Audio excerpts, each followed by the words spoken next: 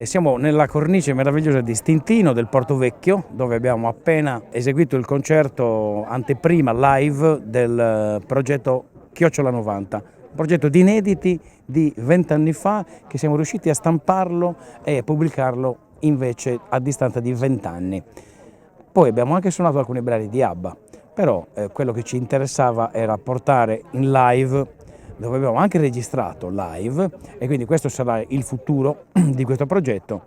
Verranno poi fatti dei videoclip e niente, vi aspettiamo perciò sui vari portali dove ci si approvvigiona di questa musica, cioè Spotify, iTunes Video, Amazon, YouTube, chiaramente il canale YouTube dell'etichetta Undas Edizioni Musicali, che ha prodotto questo sforzo discografico. Nell'attesa di incontrarvi di persona live, vi saluto e vi abbraccio. Mua.